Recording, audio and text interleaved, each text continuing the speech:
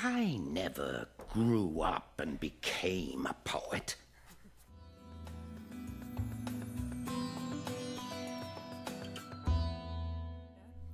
I never had the pleasure or the peril, apparently, of meeting Irving Layton in the flesh. But like many of you here, I'm sure I feel I know him through his poetry. I chose this poem because it shows Irving Layton as a kind of reluctant metaphysician. It's called New Tables. I do not want power, and great wealth I never cared for. Most people, when I see them running after these things, fill me with anxiety and compassion. I'm anxious about them and about myself, who must unavoidably deal with them, these sick people whom no one loves or understands, whom even the gods, with their lovely waterfalls and mists, have completely expunged from their memory. These ailing people are each other's death. Sooner or later, they fall upon each other's swords. They die into each other without valor or pity, or fold noiselessly into each other like gray shadows.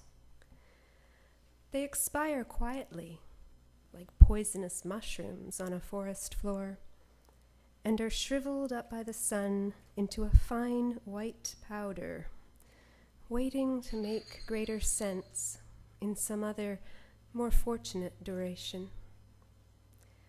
For myself, I like nothing better than to go walking down the unpaved streets with the sun for my constant companion. I like the way the dogs greet the two of us, with plenty of tail waggings, rushes, innocent barkings. When the children lift their faces like delicate flowers to be touched lightly, I feel an emotion no saint, no, nor mystic ever felt before me at this arrangement of sudden glory. Perhaps the humble grasses in the field understand this whitest ecstasy, and the bare trees in late April, waiting patiently for their gift of leaves. At such moments, poor and powerless, I am so full of blessing, I think I could babble the meaningless religious words, the formulas of contrition, the bewildered ghost sounds, ghost meanings of old men. And if I do not, it's because I wish to startle the earth, bored to death by the prodigal centuries, their white ashes combed by fierce winds, like the streaming hairs of frenzied anchorites, the yea-sayers of hammered conviction. And because thereby, decked out in green and gold, she gains a greater glory, the finer triumph, to force this praise from me, an atheist, shivering with blessed ecstasy. Thank you.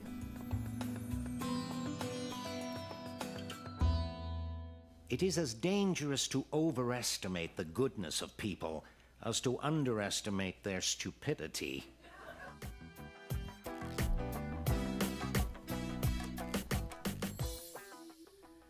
I must admit, I'm one of the people who from time to time got totally exasperated when Irving started blowing smoke about me and Shakespeare, or condescending to William Butler Yeats.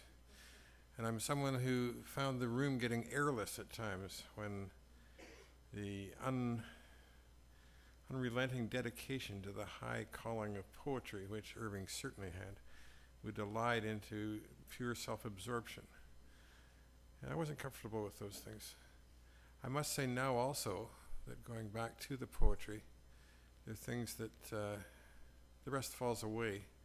Let me speak of a couple of those things. The language of Layton's poetry is God's own plenty. He has a richer vocabulary than any other Canadian poet. He loved the language. He was a lord of language. Words came and ate out of his hands.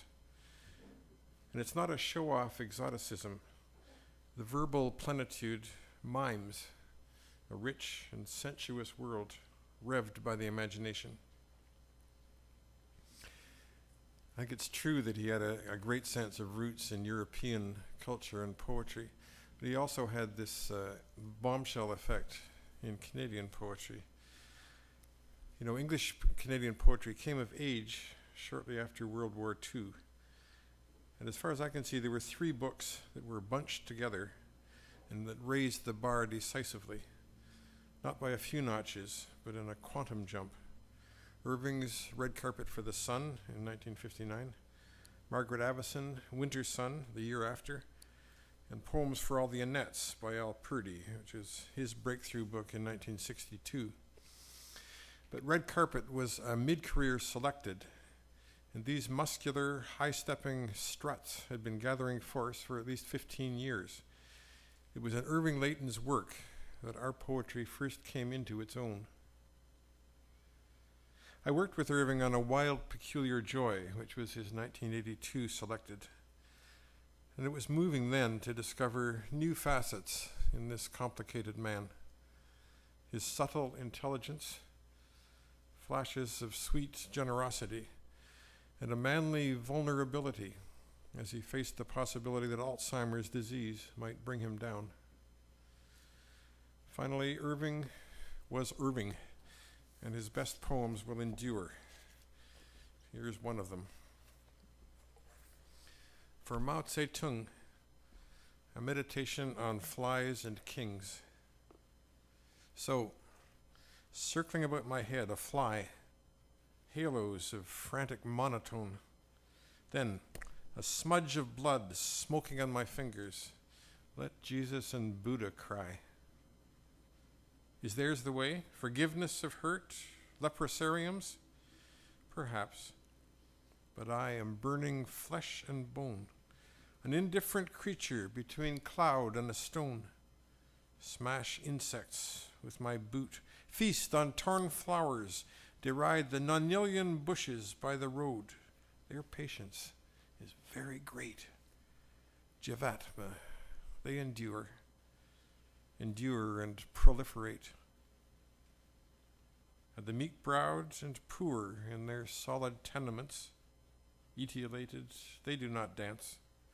Worry of priest and of commissar, none may recreate them, who are lowly and universal as the moss, or like vegetation the winds toss, sweeping to the open lake and sky.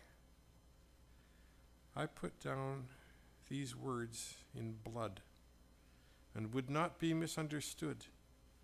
They have their Christs and their legends, and out of their pox and ailments weave dear enchantments. Poet and dictator, you are as alien as I. On this remote and classic lake, only the lapsing of the water can I hear, and the cold wind through the sumac. The moneyed and their sunburnt children swarm other shores. Here is ecstasy, the sun's outline made lucid by each lacustral cloud, and man naked with mystery. They dance best who dance with desire, who, lifting feet of fire from fire, weave before they lie down a red carpet for the sun. I pity the meek in their religious cages, and flee them, and flee the universal sodality of joy haters, joy destroyers. Oh, Schiller, wine drunk and silly. The sufferers and their thick rages. I enter this tragic forest where the trees uprear as if for the graves of men. All function and desire to offend with themselves finally done, and mark the dark pines farther on, the sun's fires touching them at will, motionless, like silent Khans, mourning serene and terrible, their lord entombed in the blazing hill.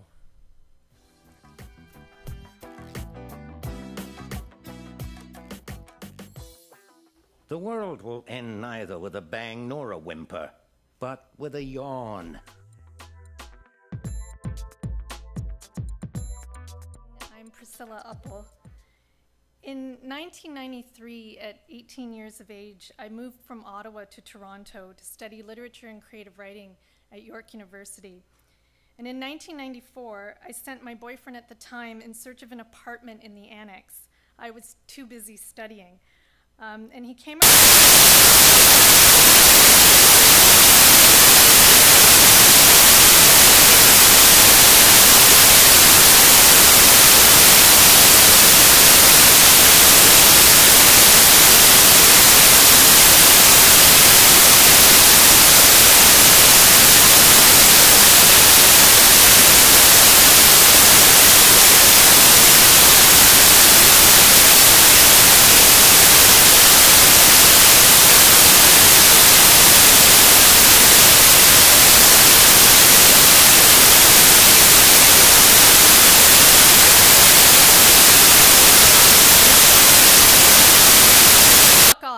he muttered.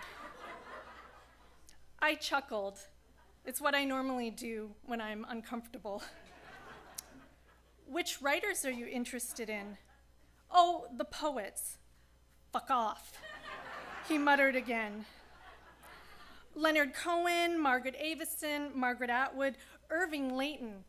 Fuck off, he insisted. And then he stopped pouring the wine. Later, of course, I found out that that was David. David Layton was the dark-haired man, Irving's son, and he had overdosed on hearing about the power of Canadian poetry. But we became very dear friends anyway. And when my husband, Chris, came into the picture, who is also horror among horrors, a poet too, he still didn't hold it against us. I was even invited to meet Irving on his last trip to Toronto.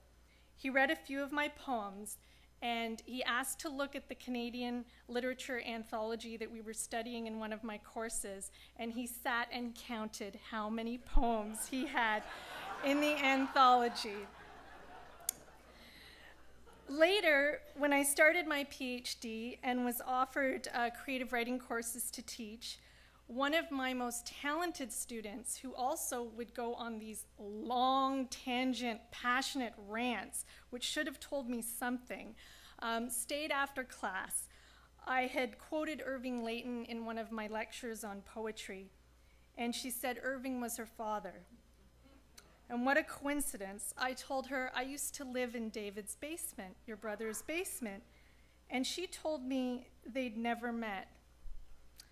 I invited them both, Chris and I invited them both to a party, and they had their first conversation on our porch. And so, unwittingly, Irving has affected many elements of my life, personally and professionally. I wrote my PhD dissertation on Canadian elegies, and this is probably the poem that got me so interested in Canadian elegies. And I think it's still one of the most beautiful elegies ever written. It's called Cana Lazarevich, 1870 to 1959. When I saw my mother's head on the cold pillow, her white, water-falling hair in the cheeks' hollows, I thought, quietly circling my grief, of how she had loved God but cursed extravagantly his creatures. For her final mouth was not water, but a curse, a small black hole, a black rent in the universe, which damned the green earth, stars and trees in its stillness, and the inescapable lousiness of growing old. And I record she was comfortless, vituperative, ignorant, glad, and much else besides. I believe she endlessly praised her black eyebrows, their thick weave, till plagiarizing death leaned down and took them for his mold, and spoiled a dignity I shall not again find, and the fury of her stubborn, limited mind. Now none will shake her amber beads and call God blind, or wear them upon a breast so radiantly. Oh, fierce she was, mean and unaccommodating. But I think now of the toss of her gold earrings, their proud carnal assertion, and her youngest sings, while all the rivers of her red veins move into the sea.